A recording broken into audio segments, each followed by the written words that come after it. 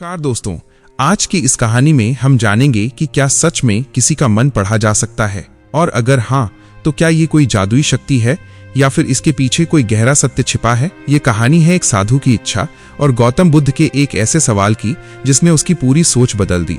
तो कहानी को अंत तक जरूर सुनिए, क्योंकि आखिर में आपको भी अपने मन के बारे में एक गहरी सच्चाई समझ में आएगी। बहुत समय पहले मगध राज्य में एक साधु रहते थे। उनका एक ही सपना था, मैं मन की बातें पढ़ सकूं। वो सोचते थे, अगर मैं मन पढ़ लूं तो मैं जान जाऊंगा कौन मेरा मित्र है कौन शत्रु। अगर मैं मन पढ़ सकूं तो दुनिया मुझे सम्मान देगी। अगर मैं मन पढ़ लूं तो मैं दूसरों को नियंत्रित कर पाऊंगा। ये सोच उनके भीतर इतनी गहरी हो गई कि वो ध्यान तो करते, लेकिन ध्यान का उद्देश्य शांति नहीं था बल्कि शक्ति पाना था। एक दिन उन्होंने सुना कि गौतम बुद्ध अपने शिष्यों के साथ श्रावस्ती में ठहरे हुए हैं। बुद्ध के बारे में वो पहले भी सुन चुके थे। लोग कहते थे, बुद्ध तो मन की गहराई तक देख लेते हैं, वो बिना पूछे भी इंसान के दुख को समझ जाते हैं। साधु का मन खिल उठा, यही तो मैं चाहता हूँ। अगर बुद्ध के पास ये शक्ति है तो मुझे भी ये मिल सकती है। वो बिना देर किए बुद्ध के पास पहुंच गए। साधु ने प्रणाम किया और कहा, भगवान, मुझे एक वरदान चाहिए। मुझे मन की बातें पढ़ने की शक्ति दीजिए।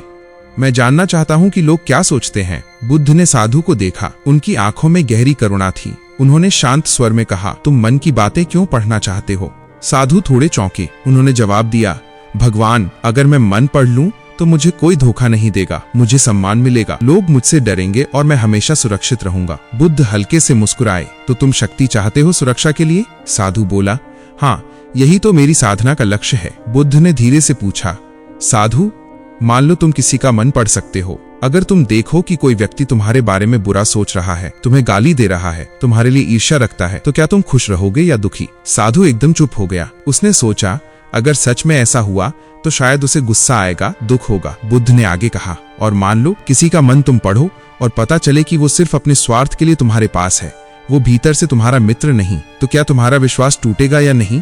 साधु और भी असमंजस में पड़ गया। बुद्ध ने कहा, साधु, मन पढ़ना कोई वरदान नहीं है, ये तो एक बोझ है।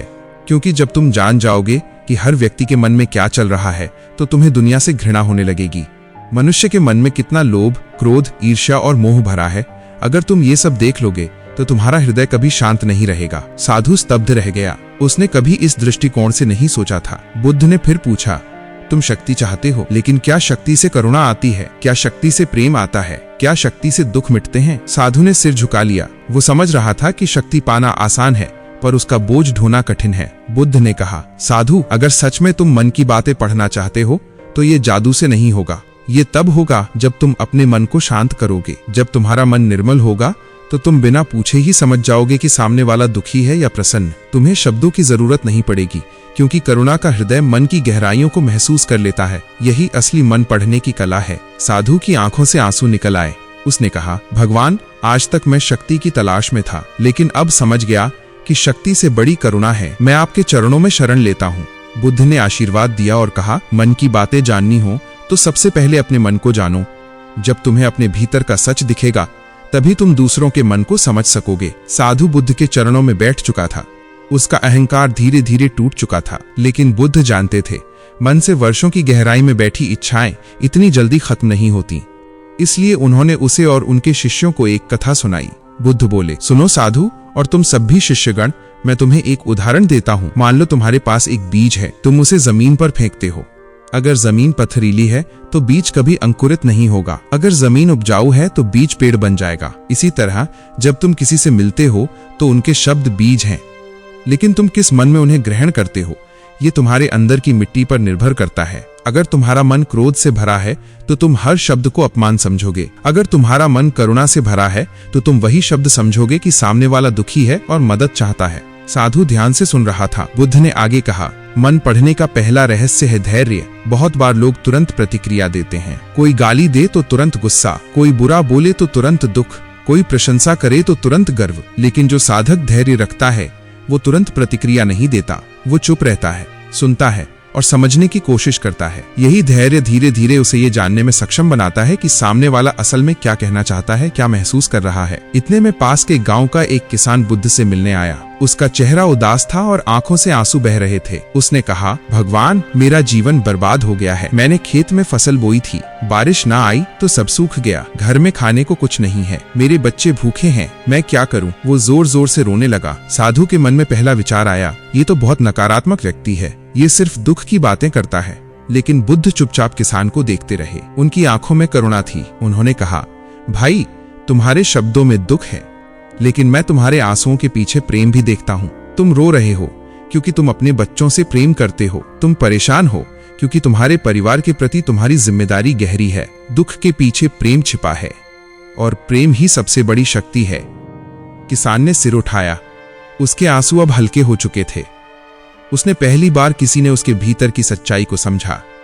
वह बोला, भगवान, आपने सही कहा, मैं सच में अपने बच्चों के लिए रो रहा था। कोई ये बात समझ नहीं पाया। साधु ये देखकर चौंक गया। उसे लगा, मैंने तो इस आदमी को नकारात्मक समझा, पर बुद्ध ने उसके शब्दों के पीछे छिपे भाव को पढ़ लिया। यही तो मन पढ़ना है। बुद्ध बोले, मन पढ़ने का दूसरा रहस्य है करुणा। जब तुम किसी के शब्द सुनो तो सिर्फ शब्द मत देखो, उसके पीछे का दर्द देखो, उसके भीतर का प्रेम देखो। अगर तुम्हारे भीतर करुणा है तो तुम बिना जादू के भी लोगों का मन पढ़ लोगे, क्योंकि करुणा हृदय को साफ कर देती है और साफ हृदय दूसरों की भावनाएं पकड़ लेता है। बुद्ध ने एक और कथा सुनाई। एक बार एक व्यापारी मेरे पास आया। वो बहुत गुस्से में था। उसने मुझे कठोर शब्द कहे, तुम लोग समाज को बिगाड़ रहे हो, लोग काम छोड़कर तुम्हारे पीछे घूमते हैं। मेरे शिष्यों को गुस्सा आया, पर मैंने शांत होकर उससे पूछा, भाई, तुम इतने क्रोधित क्यों हो? वो चुप हो गया। फिर उसकी आंखों से आंसू निकल पड़े। उसने कहा, भगवान, मेरे बेटे ने सब कुछ छोड़ दिया है और आपके साथ भिक्षु बन गया है। मैं अकेला पड़ गया हूं। मेरा गुस्सा आप पर नहीं है, मेरे अकेलेपन पर है। तुम देखो, अगर मैं उसके गुस्से को ही सच मान लेता तो कभी उसकी पीड़ा को न समझ पाता, लेकिन करुणा से मैंने उसका असली मन पढ़ लिया। साधु अब समझ चुका था। उसने सोचा, सच में मैं तो केवल शक्ति चाहता था, लेकिन बुद्ध की शिक्षा दिखाती है कि असली शक्ति करुणा है। अगर करुणा हो तो बिना शब्दों के भी सामने वाले की आत्मा को समझ सकते हैं। बुद्ध के उपदेश सुनकर साधु अब बहुत बदल चुका था। उसने समझ लिया था कि असली मन पढ़ना कोई जादुई शक्ति नहीं है, बल्कि धैर्य और करुणा से पैदा होने वाली संवेदनशीलता है। लेकिन फिर भी उसके मन में एक सवाल बाकी था।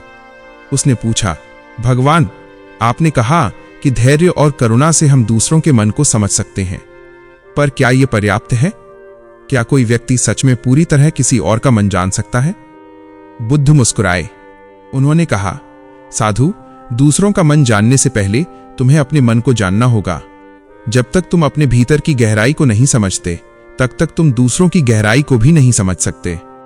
बुद्ध ने शिष्यों को पास बैठाया और बोले, मन एक झील की तरह है। अगर झील का पानी गंदा है तो उसमें चांद का प्रतिबिंब भी धुंधला दिखाई देता है। अगर झील शांत और निर्मल है तो वही चांद साफ साफ दिखाई देता है।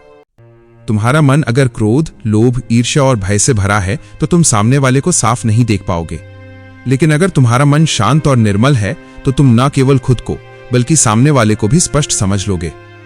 इसी समय बुद्ध के प्रिय शिष्य आनंद ने पूछा, भगवान, आपने कहा कि हमें अपने मन को देखना चाहिए, लेकिन मन तो लगातार दौड़ता है, कभी अतीत में, कभी भविष्य में। उसे कैसे समझा जाए? बुद्ध ने उत्तर दिया, आनंद, मन को पकड़ने की कोशिश मत करो। उसे देखो जैसे कोई बादल आसमान में आता जाता है। जब तुम क्रोधित हो तो सिर्फ देखो ये क्रोध है। जब तुम दुखी हो तो देखो ये दुख है। जब तुम प्रसन्न हो तो देखो ये प्रसन्नता है। जैसे ही तुम देखना सीख जाओगे, तुम अपने मन को समझने लगोगे, और जब तुम अपने मन को समझ लोगे, तभी तुम दूसरों के मन को सच में जान सकोगे। बुद्ध ने साधु की ओर देखा और कहा, साधु, अब मैं तुम्हारी परीक्षा लूंगा। यहां बैठा ये बालक, उन्होंने एक छोटे भिक्षु की ओर इशारा किया, अभी कुछ सोच रहा है। तुम उसकी आंखों में देखो और बताओ कि वो क्या महसूस कर रहा है। साधु ने ध्यान लगाया। उसने बालक की आंखों में झांका, लेकिन कुछ स्पष्ट नहीं दिखा। पहले उसे लगा कि शायद बालक प्रसन्न है, फिर लगा कि वो दुखी है। मन बार बार उलझता रहा। साधु ने सिर झुका लिया और कहा, भगवान, मैं असफल रहा। मैं नहीं जान पाया कि बालक क्या सोच रहा है। बुद्ध ने मुस्कुराकर कहा, यह तुम्हारी असफलता नहीं, तुम्हारे मन का दर्पण है। तुम्हारे भीतर अभी भी चाहत है, सफल होने की, सिद्ध होने की। यही चाहत तुम्हें भ्रमित कर रही है। जब मन शांत होगा तब तुम बिना प्रयास किए ही दूसरों के भाव समझ पाओगे। तभी वो छोटा भिक्षु मुस्कुराया और बोला, भगवान, जब साधु मुझे देख रहे थे तब मैं सोच रहा था कि काश ये साधु दुख से मुक्त हो जाएं। मुझे इनके लिए करुणा महसूस हो रही थी। साधु यह सुनकर कांप गया। उसने सोचा, मैं तो इसका मन पढ़ना चाहता था, लेकिन ये तो मेरे लिए शुभकामनाएं सोच रहा था। असली मन पढ़ना तो करुणा से आता है। बुद्ध ने कहा, साधु और शिष्यों, याद रखो, मन की बातें पढ़ना कोई अलौकिक शक्ति नहीं है। पहला चरण है -धैर्य, बिना प्रतिक्रिया दिए सुनना। दूसरा चरण है -करुणा, शब्दों के पीछे छिपे भाव को समझना। तीसरा और अंतिम चरण है स्वयं का मन जानना। जब तुम अपने मन की चालाकियों, इच्छाओं और भय को समझ लोगे, तभी तुम सच में दूसरों को समझ पाओगे। अगर तुम अपना मन जीत लोगे तो ये दुनिया तुम्हारे सामने खुली किताब की तरह हो जाएगी, और तब तुम्हें किसी के मन को पढ़ने की जरूरत ही नहीं होगी, क्योंकि तुम हर जगह केवल करुणा, प्रेम और सत्य ही देखोगे। साधु बुद्ध के चरणों में गिर पड़ा। उसकी आंखों से आंसू बह रहे थे। उसने कहा, भगवान, आज मैंने समझ लिया कि मन पढ़ने की असली शक्ति बाहर नहीं बल्कि भीतर है। मैं आज से अपने मन को जानने की साधना करूंगा। अब मुझे कोई जादू नहीं चाहिए। अब मैं केवल सत्य, धैर्य और करुणा चाहता हूं। बुद्ध ने आशीर्वाद दिया और कहा, यही है असली ज्ञान, यही है मन की बातें पढ़ने का रहस्य। अगर आपको ये कहानी अच्छी लगी हो तो वीडियो को लाइक जरूर करें, चैनल को सब्सक्राइब करें और इस कहानी को उन लोगों के साथ शेयर करें जो जीवन में शांति और सच्चा ज्ञान चाहते हैं। फिर मिलेंगे एक नई प्रेरणादायक कहानी के साथ। धन्यवाद।